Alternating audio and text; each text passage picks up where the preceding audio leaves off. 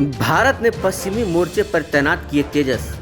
चीनी विवाद को लेकर भारत के दो टूक, कहा एलएसी पर चीनी सैनिकों के पीछे नहीं हटने तक डटे रहेंगे हमारे जवान।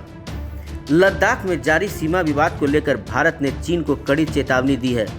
भारत ने कहा है कि वह एलएसी के पास चीनी सैनिकों को पीछे भेजने और यथास्थिति बहाल करने की अपनी मांग को जोरदार तरीके से रखेगा।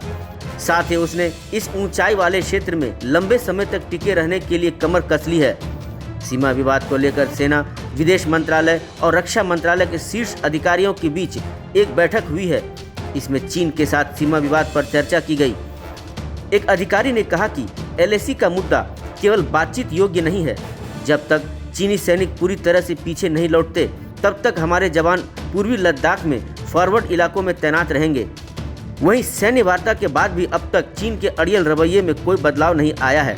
अब भी पैगोंग त्सो और गोग्रा क्षेत्र में विवाद जारी है। इस बीच भारतीय वायुसेना ने पाकिस्तान सीमा के साथ पश्चिमी मोर्चे पर भी स्वदेशी हल्के लड़ाकू विमान तेजस तैनात किए हैं। सूत्रों ने बताया कि तेजस को पश्चिमी सीमा पर तैनात किया गया है ताकि वहां से होने वाली किसी भी संभावित कार्रवाई पर कड़ी निगरानी रखी जा सके। सीमा पर चीनी आक्रामकता के मद्देनजर भारतीय वायुसेना ने अपने हथियारों को चीन और पाकिस्तान दोनों सीमाओं पर तैनात किया है। बल के फॉरवर्ड एयरबेसों को पश्चिमी और उत्तरी मोर्चे पर विषम परिस्थितियों से निपटने के लिए तैयार किया गया है।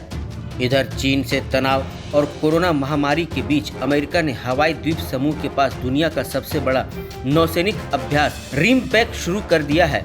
17 से 31 अगस्त तक चलने वाले इस युद्धाभ्यास में 10 देशों के 20 युद्धपोत और सबमरीन हिस्सा ले रहे हैं। इसमें चीन को शामिल नहीं किया गया है। आमतौर पर रिमपैक में 30 देशों के 50 युद्धपोत, सबमरीन, 200 फाइटर जेट और 25,000 जवान हिस्सा लेते रहे हैं। हालांकि इस बार केवल 5300 जवान ही हिस्सा ले रहे हैं। इस युद्धाभ्यास का मकसद प्रशांत महासागर में अपने दोस्तों के बीच एक दूसरे पर निर्भरता और विश्वास को बढ़ावा देना है। इंडिया न्यूज़ वायरल की रिपोर्ट।